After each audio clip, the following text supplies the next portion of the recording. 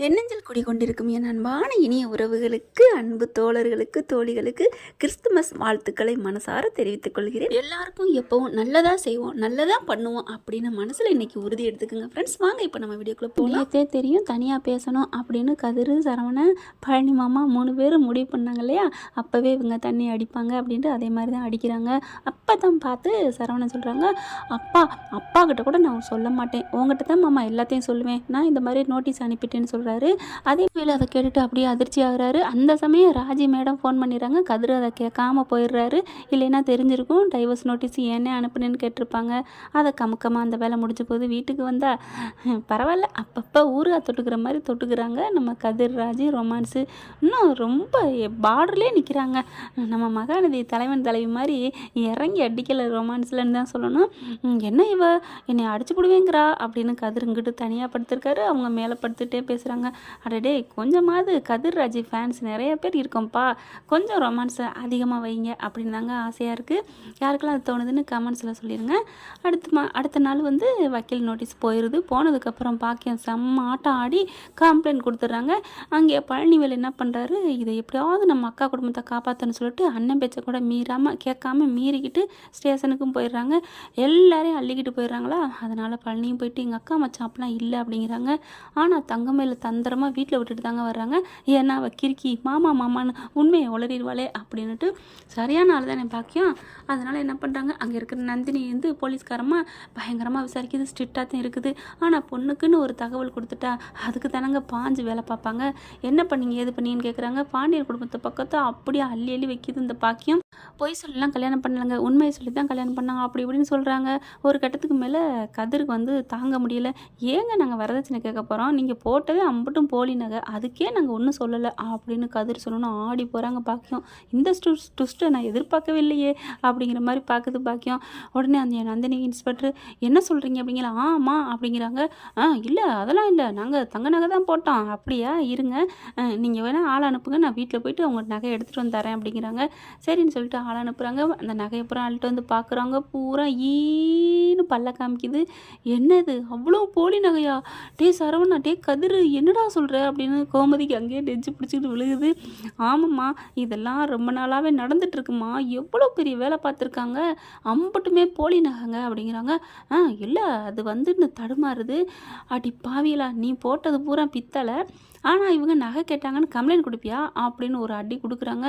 உடனே சுதாரிச்சுட்டு இங்கே பாக்கி என்ன பண்ணுது, இல்லை அப்படிலாம் இல்லை, நாங்கள் தங்கம் தான் போட்டோம், அவங்க தான் ஏதோ பித்தளையை ஆக்கி வச்சுருக்காங்க, விற்றுட்டாங்க போல இருக்குது அப்படின்னு ஒன்று பலார்னு மறுபடியும் கொடுக்குது ஒரு அறை.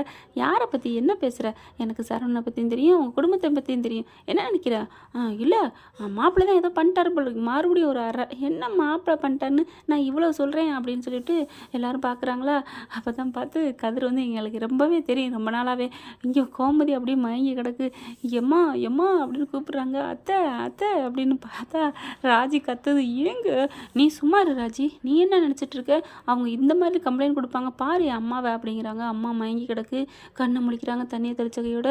ஏண்டி அடி பாவியலா, எல்லாமே பித்தளை, உங்கள் பேச்சும் பித்தளை, எல்லாமே நீங்கள் போர்ச்சேரி வேலை தான் பார்ப்பீங்களாடி, எல்லாத்துலேயும் உறுதியில் கூட பொய், உண்மை இல்லையா, எல்லாம் பொய். ஐயோ நாங்கள் இவ்வளோ பெரிய முட்டாளாக இருந்திருக்கோமே. ஆனால் இங்கே பாண்டியன் ஒரு பேச்சு கூட பேசலைங்க. அப்பா அப்பா அப்பா அப்படிங்கிறாங்க. ஏண்டா நான் அவ்வளோ முட்டாளாக இருந்திருக்கேனேடா, நான் பார்த்த குடும்பம், நாங்கள் பார்த்தா குடும்பம்னு சொல்லிட்டு உங்கள் எல்லாரையும் மட்டம் தட்டி பேசிட்டேனேடா. அட பாண்டியா, அது உனக்கு இப்போ தான் தெரியுதாடா, மக்கு பாண்டியா, வாய் மட்டும் சவுடால் வங்கக்கடல் வரைக்கும் பாயுது. ஹாய் ஊயிண்டு நான் சொன்னதான் சட்டம், எதுக்கு எடுத்தாலும் உன்னை பார்த்தா மினிஸ்டர் வர மாதிரி எல்லாம் எந்திரிக்கிறது வீட்டுக்குள்ளே. பிள்ளைங்கெல்லாம் அப்பா வந்தானே அன்பைத்தான் காமிக்கணும், பயத்தை பார்க்கக்கூடாது. ஆனால் இவர் அன்பு அக்கறை எல்லாத்தையும் காமிக்கிறாரு, அதை விட பயத்தை மிலிட்ரி மேன் மாதிரி தாங்க இருந்துக்கிட்டு இருந்தாருன்னா என்னோட கருத்துன்னு சொல்லணும். பாண்டியன் ஒரு நல்ல தகப்பன் தான், ஆனால் நல்ல நண்பனாகவும் இருக்கணும் இல்லைங்க பிள்ளைங்கக்கிட்ட. சரியா இல்லைன்னு கமெண்ட்ஸில் சொல்லுங்கள். அடுத்து வந்து இந்த போலீஸில் பார்க்குறாங்க. இப்போ என்ன சொல்கிற, நீ எல்லாம் பொய்யா கம்ப்ளைண்ட் கொடுத்துருக்குற அப்படிங்கிற. அதெல்லாம் இல்லை, நான் கம்ப்ளைண்ட் கொடுத்ததுக்கு நீங்கள் ஆக்ஷன் எடுக்கணும். இப்போ என்ன போலி நகையை போட்டான் அவ்வளோதானே, விடுங்க, அதுக்காண்டி இவங்க என் பொண்ணை விரட்டுவாங்களா, என் பொண்ணை வாழ வைக்கணும் அப்படிங்கிறாங்க. அடிப்பாவியலா அப்படின்ட்டு இந்த கேஸை நீங்கள் எடுக்கிறீங்களா இல்லையா அப்படிங்கிறாங்க. ஆனால் இவங்க மேலே இந்த மாதிரி எந்த தப்பு இல்லைன்னு எனக்கு நல்லா தெரியுது, நீ கோர்ட்டில் போட்டுறான், அதில் நீங்கள் கோர்ட்டில் பார்த்துக்கங்க அப்படின்னு சொல்லிட்டு இங்கே பாண்டியன் குடும்பத்து மேலே எந்த தப்பு இல்லைன்னு அனுப்பிடுறாங்க. அடுத்து பாக்கியம் வந்து இங்கே பாருங்கள் அப்படி இப்படிங்குதுமே நீ பாமே நீ தான் கேஸ் கொடுத்துட்டில்ல, நாங்கள் கோர்ட்டுக்கு போகிறோம், அங்கே வச்சு பார்த்துக்கோங்க, அப்புறம் இவங்களை விடுறீங்க அப்படிங்கிறாங்க. என்ன பண்ணாகுங்க, இதில் எந்த ஆதாரமும் இல்லை, இப்போ அவங்க கம்ப்ளைண்ட் கொடுத்தானே என்ன பண்ணுவேன் அப்படின்னு சொல்ல, உள்ளர தள்ளவா உன்னைய. ஐயோ இந்த பொம்பளை என்ன ரொம்ப பேசுது, சரி மேடம் நீங்கள் கோர்ட்லேயே போட்டுக்கோங்க நாங்கள் பார்த்துக்குறோம் அப்படின்ட்டு போகுது. கோர்ட்டில் பார்க்குறதுக்கு வக்கீலை பார்க்குறதுக்கு ஃபீஸ் இருக்கா உனக்கு, வக்கீல் காசு கொடுத்தே தாலி வந்துடும் சொல்லுவாங்க இல்லையா. ஆனால் அது புரியாமல் இங்கே பாக்கியம் பேசிட்டு போகிறாங்க. அப்புறம் ரிலீஸ் ஆயிடுறாங்க, எல்லாம் வீட்டுக்கு வந்துடுறாங்க. ஆனால் அவங்க சரவணன் என்ன பண்ணுறாரு, கதறிட்டே நான் அப்புறம் வரேன்டா நீ வீட்டுக்கு போ அப்படின்னு வெளியில் போகிறாரு. என்னடா என்னண்ணே எங்கே போகிறீங்க, நான் எங்கே போகிறேன் நீ போடா அப்படின்னு சொல்லிட்டு எல்லாரையும் அனுப்பிவிட்டு சரவணன் மட்டும் வெளியில் கிளம்பிடுறாருங்க. நேராக எங்கே போகிறான்னு பார்த்தீங்கன்னா தங்கமேல் வீட்டுக்கு தாங்க போகிறாரு. போயிட்டு ஏய் அடியே வெள்ளவாடி அப்படின்னு கத்துறாரு. ஆனால் பின்னாடியே நம்ம புள்ள பறந்துடுதுங்க. ஏன்னா கதிருக்கு தாங்க எல்லாமே தெரியும். நேராக போகிறாரு, அண்ணன் பின்னாடியே போயிட்டு என்ன நடக்குதுன்னு பார்க்குறாங்களா. அவங்க கொஞ்சம் லேட்டாக போகிறதுக்குள்ளே அங்கே போயிட்டு அதுக்குள்ளே எல்லாத்தையும் அடிச்சு நொறுக்கிறாரு. கதை உடச்சி வெளில பார்த்தா தங்கமேல அடைச்சி ரூமுக்குள்ளே இருக்குது. வெளில வருது, என்னடி பண்ணிகிட்ருக்க அப்படின்னு சொல்லல. மாமா வந்துட்டிங்களா மாமா, என்னடி பண்ணிகிட்ருக்க அப்படிங்கல. பார்த்தா அதுக்குள்ளே அவங்க அப்பா அத்தான் வர்றாங்க. ஒரு அங்கே கடக்கிறது என்னமோ தூக்கிக்கிட்டு அடுத்து அடிக்க போகிறாரு. உங்களை நீங்கள் உயிரோடு இருந்தால் தானடி எங்கள் மேலே கேஸ் கொடுப்பீங்க, ஏண்டி பண்ணது எல்லாம் தப்பு பண்ணிவிட்டு எங்கள் மேலே கேஸ் கொடுப்பீங்களா அப்படின்னு அடிக்க போகிறாரு. அதுக்குள்ளே கதிர் போய் பிடிச்சிடுறாரு. அண்ணே ஏன்னு டேய் நீ என்ன இங்கே வந்த, எனக்கு இந்த மாதிரி தெரியும் நீ நடக்கணும், அவங்கள போட்டு கொண்டுட்டு நீ என்னென்ன பண்ண போகிற, நீ ஜெயிலுக்கு போகணுமா அப்படின்னு சொல்லிட்டு தடுக்கிறாரு. ஐயோ பார்த்தீங்களா என் பிள்ளைய பார்த்து என்னென்னமோ கொடுமைப்படுத்துகிறானே, வீட்டில் தான் வச்சு கொடுமைப்படுத்துகிறானே, இங்கேயே வச்சு கொடுமைப்படுத்துகிறானே அப்படின்னு சொல்ல, பாத்தியா என்னமோ நல்ல குடும்பம்னு சொன்னேன், நான் வீட்டில் வச்சு கொடுமைப்படுத்தினேனா இங்கேயே வந்து பண்ணுறேனா, அவங்களுக்கு மனசாட்சி கொஞ்சமாக இருக்காடா, என்ன நினைக்கணும், உண்மையான ஒரு மனசராக இருந்தால் நாங்கள் தெரியாமல் தப்பு பண்ணிட்டோம் அப்படிங்கிறத மட்டும் தானேடா சொல்லணும், அப்போ தானேடா மனசாது கொஞ்சமாவது இலை கொடுக்கும். ஐயோ பாவம் போயிட்டு போகுதுன்னு. ஆனால் பண்ண தப்பு எதுவுமே பண்ணாத மாதிரியும் அதை விட நம்ம மேலே தான் தப்புங்கிற மாதிரி இன்னமும் என் மேலே பழிய போடுறாங்களேடா. இப்போ என்னடா பண்ண சொல்கிறீங்க, பாத்தியாடா அப்படின்னு கத்துறாங்க. ஐயோ மாமா தப்புதேன் மாமா, நாங்கள் பண்ண தப்புதேன் அப்படின்னு சொல்லிட்டு தங்கமேல அழுகுது. அடிச்சு வாய மூடு, நீ இதெல்லாம் பண்ணது இருக்கட்டும், போட்ட நாங்கள் பூராமே பித்தளையாமே, ஐயோ இதே இப்போ தெரிஞ்சிச்சு அப்படிங்கிற மாதிரி தங்கமேல அவங்க அம்மா பார்க்குது. அம்மா எல்லாம் தெரிஞ்சிருச்சு அப்படிங்கிற மாதிரி பார்க்க அப்படியே அதிர்ச்சியில் நிற்கிறாங்க. பாத்தியாடா எல்லாம் தெரிஞ்சோன்னா அப்படியே அதிர்ச்சி ஆகுறத அப்படின்னு சொல்லிட்டு மறுபடியும் சரவணன் கத்துறாரு. இங்கே பாருங்கள், இவ்வளவுதான் உங்களுக்கு மரியாதையாக நான் கொடுத்த டைவர்ஸ் நோட்டீஸில் கையெழுத்தை போட்டு கேஸை வாபஸ் வாங்கிட்டு போகிறீங்க. இல்லைன்னு வச்சுக்கோங்களேன், நான் என்ன பண்ணுவேன்னு எனக்கே தெரியாது. எனக்கு வாழ்க்கை மேலாம் ஆசை இல்லை, அக்கறை இல்லை, பாசம் இல்லை. எனக்கு எங்கள் அப்பா அம்மா நல்லா இருக்கணும், அவ்வளோதான். அதுக்காக அவங்க 3 பேரையும் ஒரே டயத்தில் இந்த உலகத்தை விட்டு அனுப்பிட்டு நான் ஜெயிலுக்கு போக ரெடியாக இருக்கேன். அண்ணே வானே டே நீ சும்மா இருடா அப்படின்னு கதிரை தள்ளி விட்டுட்டு, இங்கே பாருங்க மறுபடியும் சொல்கிறேன் அப்படின்னு அங்கே இருக்கிற ஒரு கொட்டத்தை ஓங்கி உதைக்கிறாரு, தூக்கி போட்டு அடிக்கிறாரு. அவ்வளோதான் மரியாதை அப்படின்னு சொல்லிட்டு, ஏய் நீ எனக்கு பொண்டாட்டியாக இருக்கிற வாழ்க்கையை அந்த இருந்த நாளை நினச்சி நான் வெக்கப்படுறேன்டி. ஐயோ மாமா அப்படிலாம் சொல்லாதீங்க மாமா, நான் உங்களே தான் மாமா நினச்சிட்ருக்கேன்.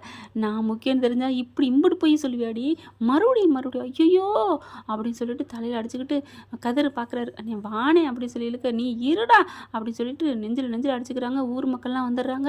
மறுபடியும் அந்த பாக்கி வந்துட்டு பார்த்தீங்களா என் பிள்ளைய போட்டு இப்படி பண்ணுறானே அப்படிங்கிறாங்க. ஆனால் வந்தவங்க எல்லாரும், ஏன் பாக்கியம் நீ இவ்வளோ பொய் சொன்னது தப்பு தானே, 50 பேருக்கு பாக்கியத்தை பற்றி தெரியும், அதனால் ஏப்பா நீங்கள் போய் இந்த பிள்ளையாவா நீ கட்டிக்கணும் இந்த குடும்பத்துலையா அப்படிங்கிறாங்க.